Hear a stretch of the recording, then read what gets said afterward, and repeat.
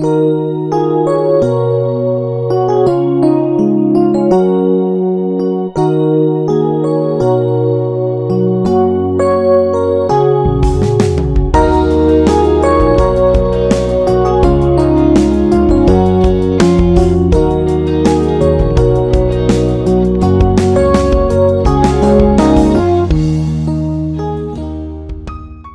Everyone and welcome back to my YouTube channel. San Francisco के दूसरे video में आपका स्वागत है। अगर आपने पहला वीडियो नहीं देखा है तो मैं लिंक डिस्क्रिप्शन बॉक्स में मेंशन कर देती हूँ, आप ज़रूर से देखिएगा। तो जैसा मैंने मेरे लास्ट वीडियो में कहा था कि लंच करके और थोड़ी देर रेस्ट करने के बाद हम शाम को एक बहुत ही हैपनिंग जगह जाने वाले हैं। बट उसके पहले बात कर लेते हैं सैन फ्रांसिस्को के ट्रांसपोर्ट की जान और टूरिस्ट के लिए घूमने की फन राइड जो है सैन फ्रांसिस्को की सालों से चली आ रही केबल कार्स। ये कलरफुल यूनिक डिजाइन की केबल कार्स सैन फ्रांसिस्को के डाउनटाउन कल्चर का एक बहुत इंपॉर्टेंट पार्ट है और ये केबल कार्स आज भी मैन्युअली ऑपरेट की जाती हैं। इन केबल कार्स को टर्न करने का भी एक बहुत ही यूनिक तरीका है। इन केबल कार्स के एंड स्टॉप्स पे टर्न टेबल्स बने हैं जहां पे इन केबल कार्स के ऑपरेटर इन्हें मैन्युअली धक्का देके इस तरीके से टर्न करते हैं और ये देखना भी टूरिस्ट के लिए एक अट्रैक्शन ही है। तो ये केबल कार्स की शुरुआत ईयर 1869 में सर एंड्रयू स्मिथ हेलिडी नाम के अमेरिकन एंटरप्रेन्योर ने की। उन दिनों लोग हॉर्स कार्स यानी घोड़ा गाड़ी से ट्रैवल किया करते थे और कभी रोड्स अगर गीले होते थे तो एक्सीडेंट्स होते थे जिनकी वजह से घोड़े घायल हो जाते थे या उनकी मौत भी हो जाती थी।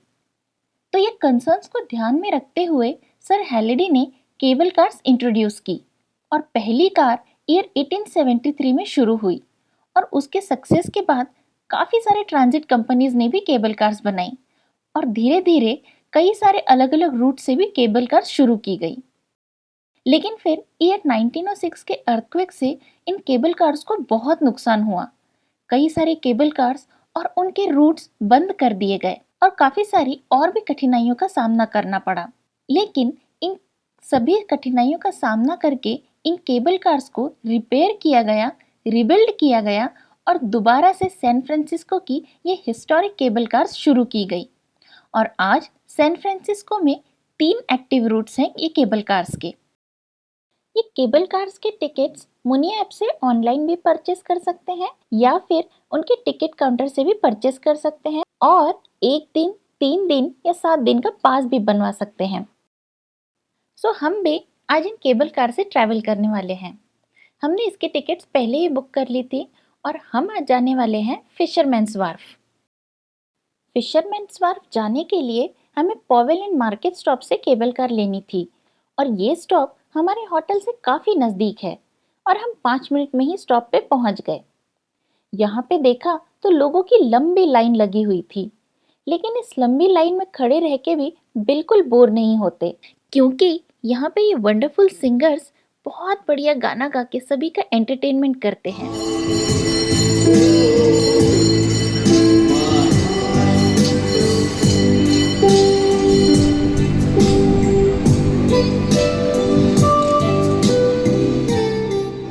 एंड देन 40 मिनट्स लाइन में खड़े रहने के बाद हमारी भी बारी आई इस केबल कार में बैठने की। वैसे तो मुझे भी बाहर ओपन वाली साइड में बैठना था, लेकिन वो ऑलरेडी फुल हो गई थी बिकॉज जस्ट लाइक मी हर कोई उसी साइड बैठने के लिए एक्साइटेड होते हैं एंड नो वंडर कि क्यों आपको 1-2 घंटे लाइन में खड़े रहना पड़ता है। सो एनीवेज हमें लेट भी हो रहा था तो सोचा कि अब जो कार मिल गई है उसी में चलते हैं। नेक्स्ट टाइम अगर हुआ तो ओपन वाली साइड में बैठेंगे। और इस केबल कार राइड का मेरा एक्सपीरियंस मैं आपसे किसी और वीडियो में शेयर करती हूँ। वैसे ऑन द वे हमें बहुत क्यूट एंड कोजी स्टाइल के ये बिल्डिंग्स देखने को मिले और ऐसा लग रहा था मानो जैसे कोई ये मूवी का सेट हो।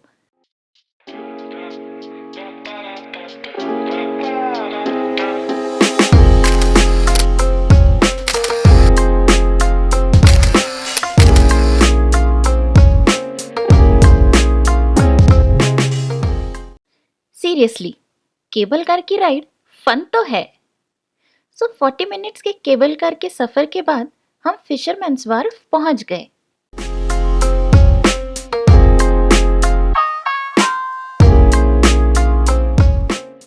एक बार आप फिशरमैन्स वार्फ पहुंच गए तो यहाँ पे आपका टाइम एंजॉय करने के बहुत सारे अमेजिंग एक्टिविटीज़ हैं, जैसे मैरीटाइम म्यूजियम है, गिराल्डेली स्क्वायर जहाँ पे आप डिलीशियस हॉट चॉकलेट एंजॉय कर सकते हैं, और काफ़ी सारे रेस्टोरेंट्स भी हैं।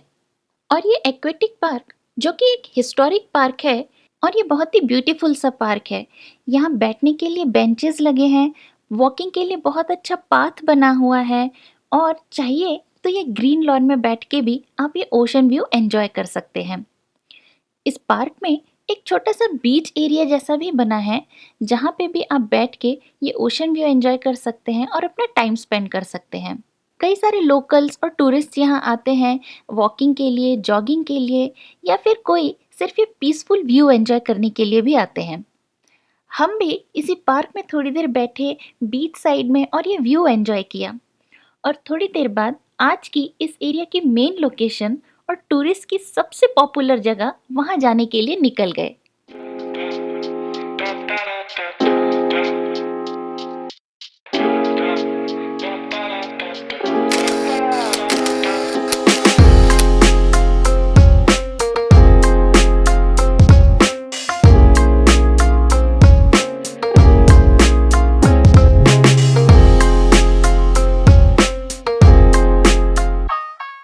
सो हमारी आज की नेक्स्ट लोकेशन है, और जैसा मैंने कहा कि टूरिस्ट की सबसे ज़्यादा पॉपुलर जगह जिसका नाम है पियर 39।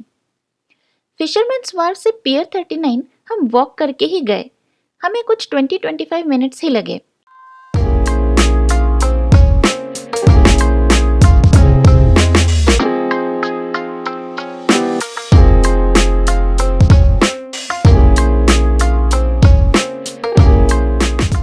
और रास्ते में जाते हुए हमें काफ़ी सारे अमेजिंग और क्यूट से restaurants, cafes, gift stores, souvenir stores ये भी देखने को मिले।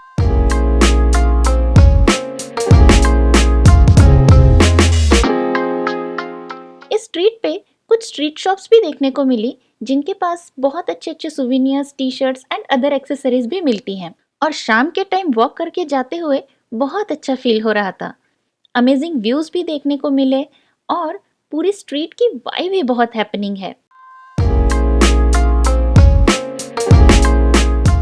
यहाँ से जाते हुए फिशरमैन्स वार्फ की बड़ी सी साइन भी देखने को मिलती है, और यहाँ पे एक फोटो लेना तो बिल्कुल बनता है। फिशरमैन्स वार्फ एरिया में काफ़ी सारे रेस्टोरेंट्स हैं, और ये सारे रेस्टोरेंट्स सी फूड के लिए बहुत फेमस हैं। और सैन फ्रांसिस्को की एक बहुत ही फेमस डिश है जिसका नाम है क्लैम चाउडर, जो कि सावरडो ब्रेड के बोल में सूप सर्व करते हैं, और ये डिश बहुत ही डिलीशियस लगती है, ऐसा मैंने सुना है। मैंने तो ट्राई नहीं की, लेकिन आप में से किसी ने सैन फ्रांसिस्को में ये डिश ट्राई की हो तो कमेंट सेक्शन में ज़रूर बताइए कि आपको कैसी लगी।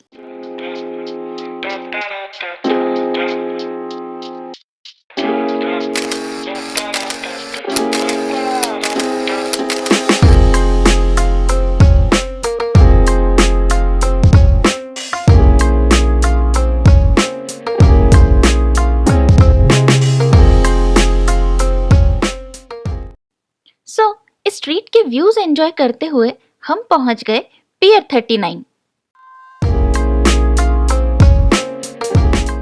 यहाँ पे ये बहुत बड़ा और ब्यूटीफुल सा सी लायंस का स्कल्पचर बना हुआ है, और जाते जाते हमें एक अपना छोटा सा फ्रेंड भी मिल गया।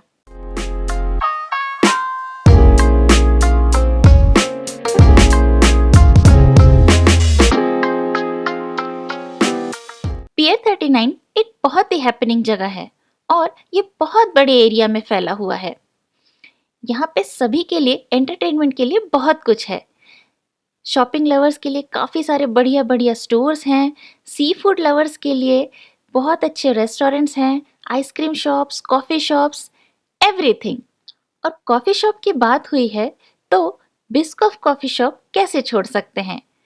वैसे कॉफ़ी पीने का मन तो नहीं था, लेकिन बिस्कॉफ की कॉफ़ी बार बार नहीं मिलती, और थोड़ी ठंड भी हो रही थी, तो हमने सोचा गर्मा गर्म कॉफ़ी ले ही लेते हैं।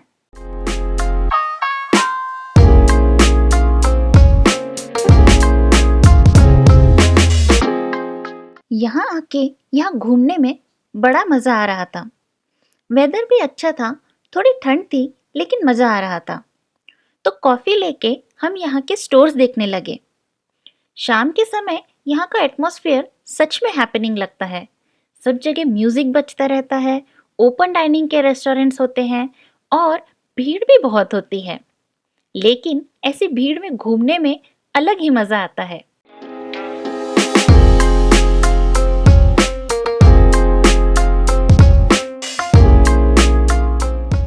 थोड़ा आगे जाके हमें यहाँ पे ये फ्रेश फ्रूट्स का छोटा सा मार्केट भी दिखा, तो सोचा कुछ फ्रूट्स ले लेते हैं बाद में खाने के लिए।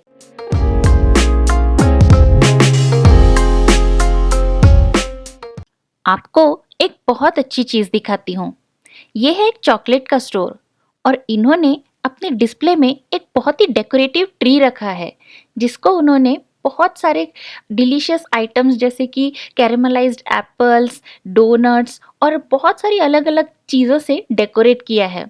है ना कितना क्रिएटिव और डिलीशियस?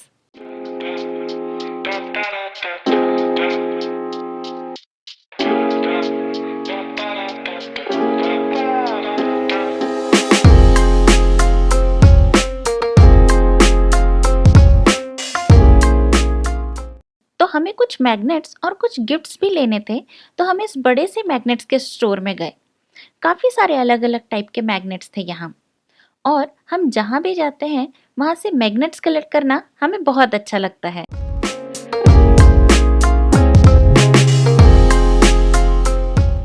और यहाँ एक रबर डक्स का भी स्टोर है, हम वो स्टोर भी देखने गए और यहाँ इतने सारे अलग-अलग कैरेक्टर में रबर डक्स देख के समझ में ही नहीं आ रहा था कि कौन सा ले। सभी इतने क्यूट लग रहे थे। और फिर बहुत टाइम तक ये स्टोर एक्सप्लोर करने के बाद हमने ये 3 रबर डक्स फाइनलाइज किए। कैसे लग रहे हैं? आप कमेंट सेक्शन में ज़रूर बताइएगा।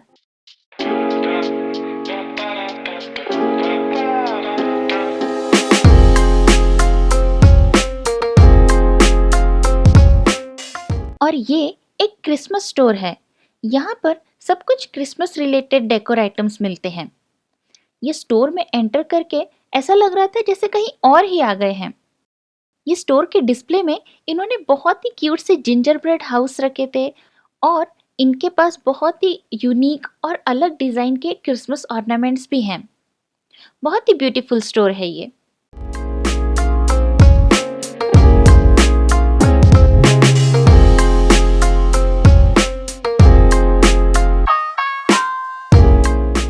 यहाँ पे किड्स के एंटरटेनमेंट के लिए एक बड़ा सा कैराउजल भी है। ये पियर 39 के एकदम एंड में है और यहाँ कुछ एंटरटेनमेंट शोज भी होते हैं। ऑडियंस के बैठने के लिए भी अच्छा सेटअप किया है और इस टाइम पे शायद किसी शो का ही सेटअप चल रहा था। सो ऐसा कुछ नज़ारा है पियर 39 का।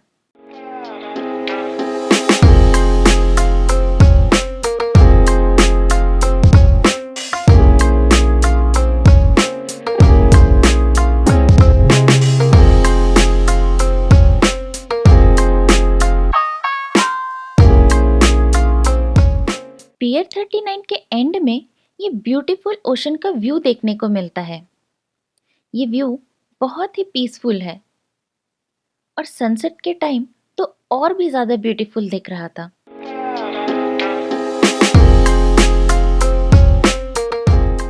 यहाँ से अल्कत्रज़ आइलैंड, जहाँ अल्कत्रज़ जेल है, उसका भी नज़ारा देखने को मिलता है।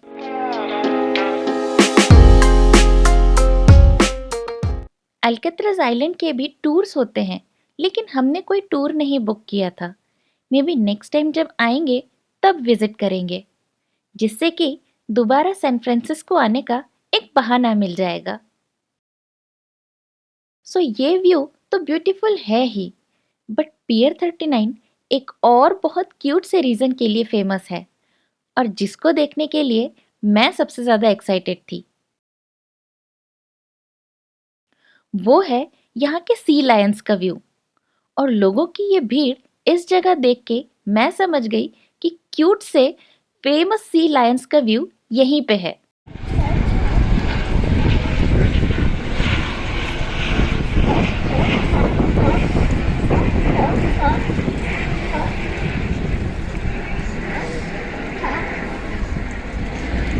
1989 में पियर 39 के पास कुछ सी लायंस का आना स्टार्ट हुआ और फिर जनवरी 1990 तक इन सी लायंस की पॉपुलेशन काफी बढ़ गई।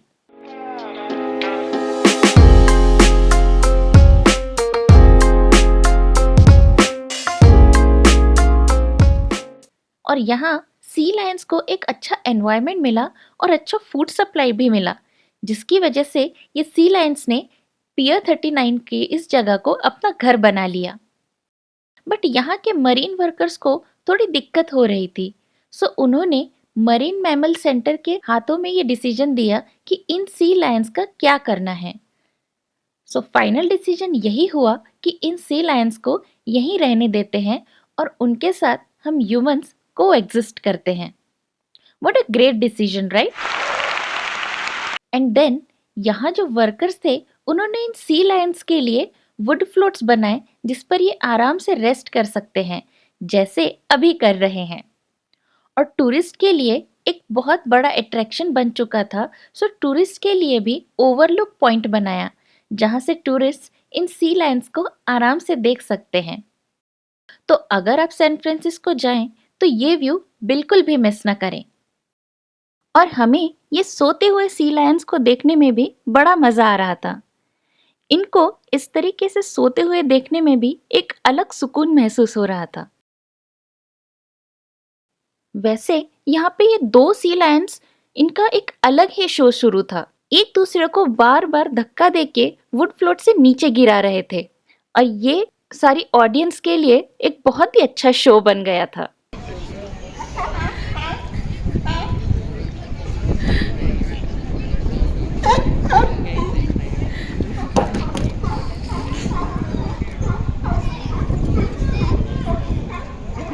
और यहाँ से इस सिटी का नज़ारा ये तो और भी सुंदर लग रहा था। सो ऐसा रहा हमारा सैन फ्रांसिस्को में पहला दिन। ब्यूटीफुल व्यू, बहुत अच्छी shopping and of course sea lions का व्यू। So yeah that's it for this video. मैं आपसे मिलती हूँ अगले वीडियो में। तब तक के लिए बाय बाय।